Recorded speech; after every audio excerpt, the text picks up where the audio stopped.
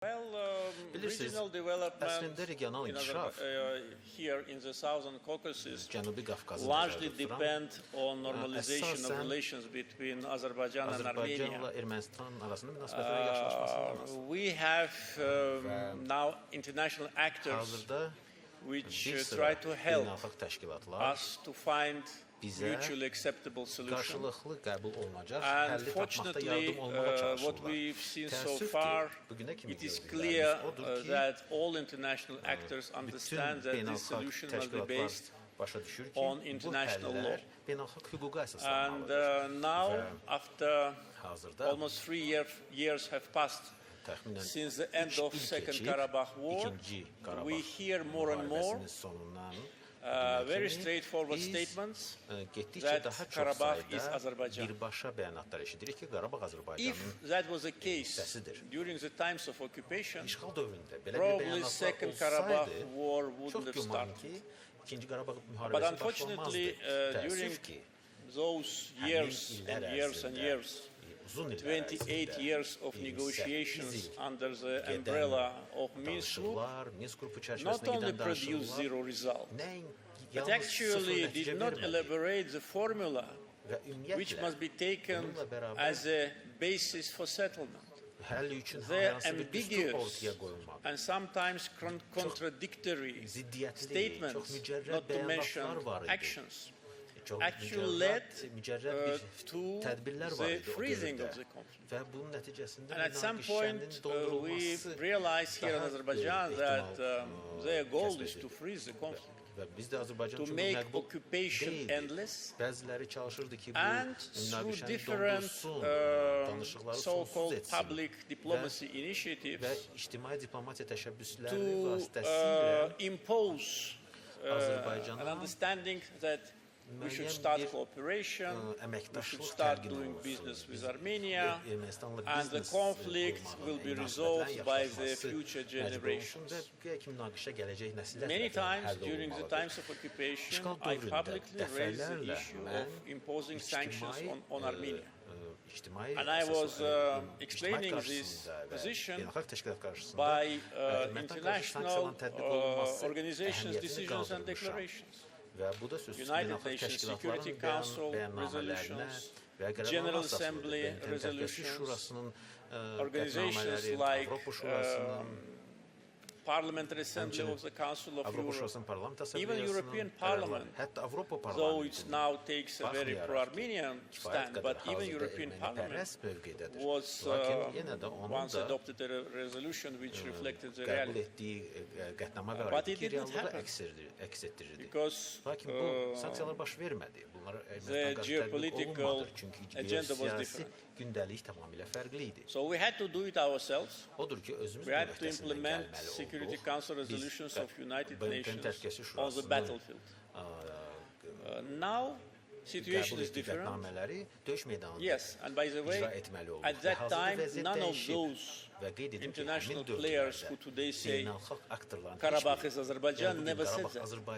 Never said that. They said that with respect to some other protracted conflicts in the post-Soviet area, but not about Azerbaijan. When it came to Azerbaijan, the narrative was you have to agree. You have to integrate self-determination and territorial integrity, understanding that it is not possible. It is not possible. There is a fundamental principles of international law, like territorial integrity and self-determination of any nation should not undermine territorial integrity of countries, especially when this nation have already self-determined itself once, having independent Armenian state. So now situation is different, and now international brokers are, how to say, expressing their position from a more realistic point of view, because I always said that, because I heard many times during the times of occupation that Azerbaijan has to take into account the reality. And now I say yes, I agree. Now everybody should take into account the new reality, and one cannot think about any peace agreement with Armenia which is not absorbing the reality of 30 years occupation and destruction and the reality of the results of the Second Qarabağ War. But so far, the efforts of international actors is not enough. At the moment, we have three international actors who are providing the assistance: United States, Russia, and European Union. And on three tracks, Azerbaijan works in good faith and with result-oriented approach. But so far it did not end in any result because Armenia needs to make, I think, one of the final steps. They already made several steps after the war. I would say that that was not steps which they made voluntarily. There have been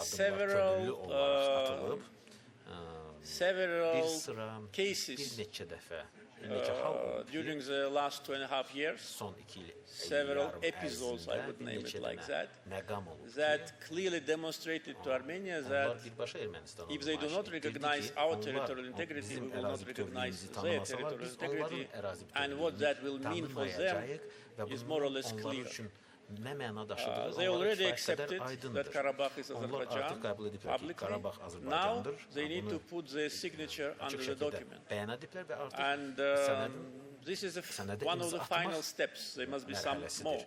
But if that step is made, if negotiation teams, negotiations are being held on the level of foreign ministers, in the next round of negotiations, which is supposed to take place in the coming days in Moscow, if Armenia will agree on that paragraph, where they totally refrain from any territorial claims to Azerbaijan, I think the signing of peace agreement can be realistic by the end of this year. If not, well, I said many times, if they don't want to have peace agreement with us, we cannot force them. We could not force them to comply with international law for 28 years. We managed only to force them by force.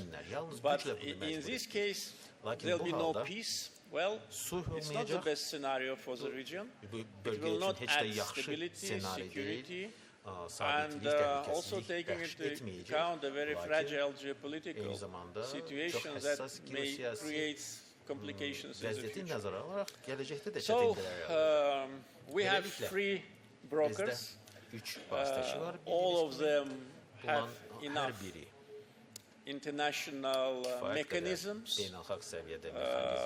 to work independently. And we hope that on one of these three tracks we will see progress.